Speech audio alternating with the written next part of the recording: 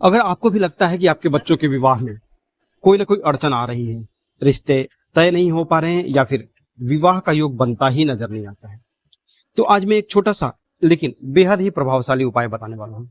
यह उपाय यदि आप किसी भी शनिवार को करेंगे तो इसका परिणाम बहुत जल्द और सही मिलेगा। दूसरों के जो अपना कहते हैं ना कि बच्चों के विवाह का जो योग होता है उसमें जो ग्रह दोष आते रहते हैं ना, उन्हें दूर करने और रिश्तों की बाधाओं को हटाने में यह उपाय बहुत काम करता है। आज जो मैं महत्वपूर्ण विषय आपको बताने वाला हूँ, शादी तो पहला नंबर पे है, उसके साथ ही घर में सुख, समृद्धि, धन और मंगल कार्य में जो रुकावटें आती रहती है वो सारी हट जाएंगी।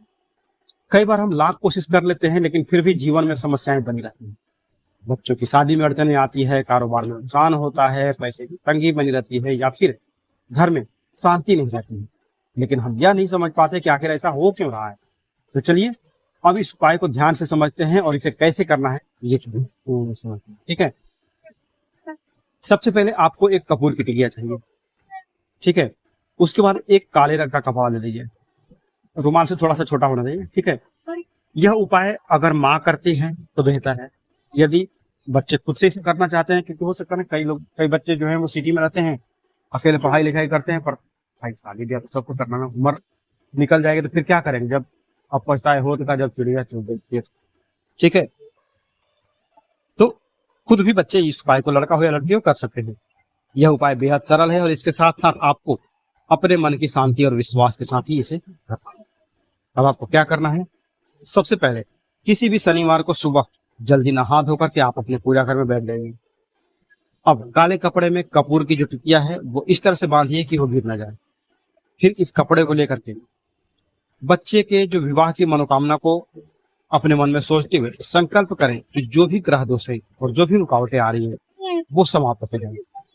जिस भी इष्ट देवी देवता को आप मानते हैं उनसे प्रार्थना करें कि उनके आशीर्वाद से बच्चों के रिश्ते पक्के हो जाए और उनके विवाह में कोई बाधा ना। आप खुद के लिए करना चाहती हैं तो आप खुद से प्रार्थना कीजिए, अपने भगवान से निवेदन कीजिए। माँ अगर करते हैं तो अपने बच्चों का नाम लेकर के निवेदन कर सकते हैं। ठीक है, अब इसके बाद इस कपड़े को घर के मेन गेट पर, जो आपका घर का जो पहला दरवाजा है जहां से आप गेट खोल के अंदर आते हैं, जहां पर रात को सोते समय आप कुंडी लगाते हैं, मेन गेट एक वैसा हो गया जहां पर की एक बाउंड्री होती है, थोड़ा हम वो जाली टाइप का बना देते हैं, वो मेन गेट नहीं। मेन गेट वो जहां पर आपका घर का मुख्य दरवाजा, ठीक है, वहां पर अंदर की तरफ आप इसको लटका दीजिए। ठीक है, टांगने का कहीं जगह ना हो तो इधर उधर थोड़ा आप रख सकते हैं, लेकिन इसको बाहर मत रखिएगा। अब शाम के बाद इसको क्या करना है, एक छोटा सा मिट्टी का दिया लीजिए और इसमें एक 7 लौंग डाल दीजिए।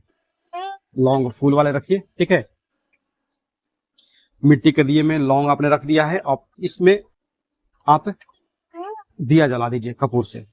जो कपूर है, कपूर के माध्यम से इस लौंग को आप जलाइए और जलाने से पहले जो लौंग है उसको अपने हाथ में लेकर के, अपने हाथ में लौंग को लेकर के भगवान शिव से निवेदन करिए। जो 7 लौंग आपके सामने है, आपके हाथ में है, दाहिने हाथ में, उसको भगवान शिव के सामने रख करके और निवेदन करें कि हे प्रभु, जो भी मेरे विवाह में अड़चन आ रही है, जो भी बाधा आ रही है, उसको आप समाप्त करें।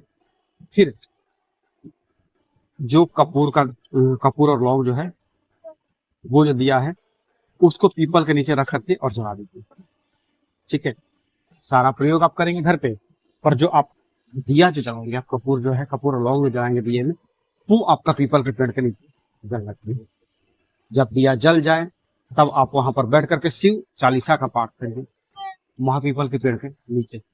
अब ये होगा, यहाँ पर थोड़ा सा अटपटा लगेगा कि भाई पेड़ कोई देखेगा तो क्या बोलेगा, तो आप शिव चालीसा अगर वहां पढ़ ना पाए तो कम से कम 11 बार उसी पीपल के पेड़ के नीचे ओम नमः शिवाय, शिव जी का ये जो मंत्र है वहां पर बोले, हाथ जोड़ करके। कोई दिक्कत नहीं, वो निवेदन करना है आपको, वो देखता है देखने दीजिए, आपको बैठ करके उतना आसन नहीं लगा करके करना है, उसका आगे मैं उपाय बना लिया हूँ।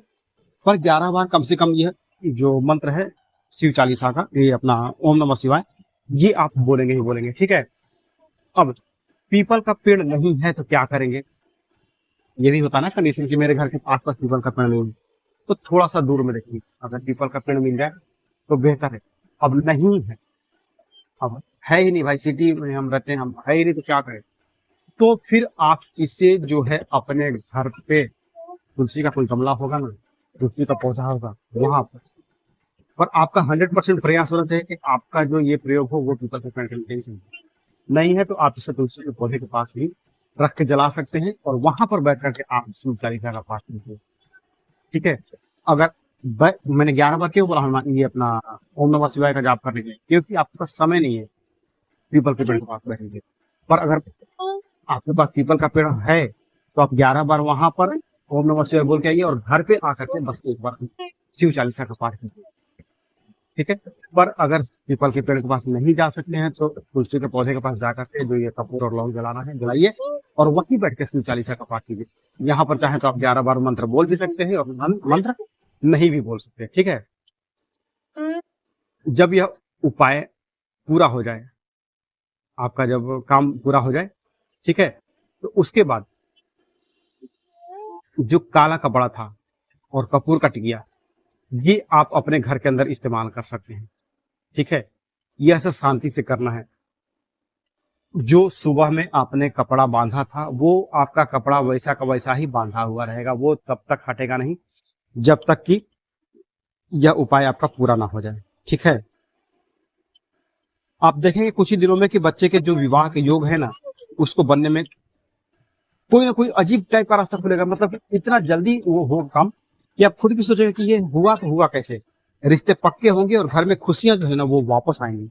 इस उपाय को करने से आपके घर में मंगल काम भी शुरू हो जाएंगे और दरवाजे से आने वाले जो भी रिश्ते हैं अब मुड़ेंगे नहीं बल्कि पक्के होंगे।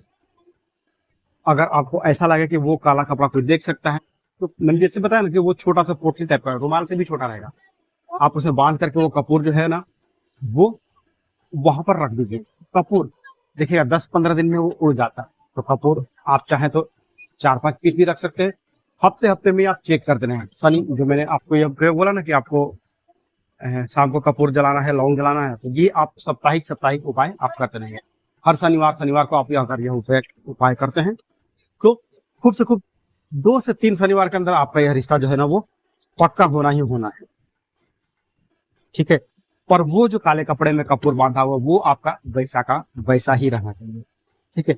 अब जो दूसरा है, मैं थोड़ा सा और जानकारी आपको बता दूं कि रिश्ता कटने का मेन कारण क्या होता है। कुछ चीजें या फिर घर में जो धन की हानि होती है या फिर घर में जो है वो मंगल काम नहीं हो पाते हैं। इसका कारण क्या होता है कि किचन में कभी भी दवाइयां मत रखिए। किचन जो है वो सिर्फ भोजन बनाने की जगह है, यह शुद्धता और सकारात्मकता का केंद्र होता है। लेकिन अगर इसमें आप दवाइयां रखते हैं तो यह घर की नेगेटिव एनर्जी को बढ़ाती है। इससे घर में अशांति बढ़ेगी और बच्चों के विवाह में रुकावटें आती है और साथ ही साथ नौकरी में भी, व्यापार धंधे में भी रुकावटें होने लगती है और आर्थिक संकट खड़ा हो जाता है। इसलिए आज ही अपने किचन से दवाइयां हटा दीजिए और उनको किसी अच्छी जगह पर रखिए। दूसरा, कुछ लोग होता है किचन में जो सिंक होता है, बेसिन होता है, वहां पर कांच भी लगवा कर रखते, पता नहीं क्या मतलब लेडीज कुछ जो ऐसा में रहते हैं उनके पास होता होगा ये। क्योंकि मैंने कई बार जो विजिट किया है कई घरों में तो मुझे किचन में भी शीशा मिला। ठीक है। तो आजकल फैशन और डिजाइन के नाम पर कई लोग किचन में भी शीशा लगवा लेते हैं, लेकिन आप जानते नहीं है कि शीशे की परछाई अग्नि तत्व के साथ मिलकर के नेगेटिव एनर्जी ऐसा डालती है कि परिवार में कलह, झगड़ा, तनाव, मानसिक अशांति ये सब आपके घर में मौजूद हो जाएंगे।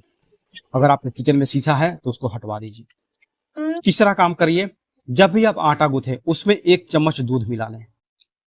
यह एक छोटा सा उपाय आपके घर में धन की वृद्धि करेगा, सुख शांति और संपन्नता लाता है और साथ ही आपके घर के मंगल कामों में तेजी लाने के लिए बहुत प्रभावी होता है। दूध माँ लक्ष्मी को प्रिय है और इससे देवी देवताओं की कृपा बनी रहती है। इसके अलावा कभी भी आटे को गोल आकार में गूंथ करके मत रखिए। हमेशा अपनी उंगली से आटे में थोड़ा सा निशान दबा करके जब आपका आटा गूंथना हो जाए तो थोड़ा सा निशान बना करके रखें। ठीक है। यह उपाय नेगेटिव एनर्जी को दूर करता है और परिवार में खुशहाली लाता है। अगला जो है, किचन में अगर टूटा फूटा कोई बर्तन है या खराब चीज पड़ा हुआ है तो उसको बाहर निकाल कर फेंक दीजिए। ये चीजें घर में दरिद्रता और समस्याओं को बढ़ाने का काम करती है। किचन आपका जो है वो हमेशा साफ सुथरा और व्यवस्थित होना चाहिए, तभी वहां पर बनने वाला भोजन भी आपका शुभ फल देगा। अगला जो है, आपका जो आग्नेय कोण है, जो किचन का आग्नेय कोण दक्षिण और पूर्व की दिशा, बहुत ही वैल्यू देती है। अगर इसमें कोई वास्तु दोष है तो भी और नहीं है तो भी इस घर में आप एक लाल रंग का बल्ब जलवाइए। जो साउथ ईस्ट जो है आग्नेय कोण में, वहां पर एक लाल रंग का बल्ब जलवा दीजिए। वो बल्ब 24 घंटा जलता रहे। 0 वाट का आजकल बल्ब आता है जो ज्यादा बिजली नहीं खाता है। ठीक है, यहाँ पर यह बल्ब क्या करेगा, यह मंगल ग्रह को सक्रिय करता है और आपके जीवन में सकारात्मकता लाता है। बस इतना सा बदलाव करिए और देखिए कैसे आपका भाग्य बदलता है। ठीक है, तो आज के लिए बस इतना ही। मिलते हैं जल्दी आपसे नेक्स्ट वीडियो में, तब तक के लिए हर हर महादेव।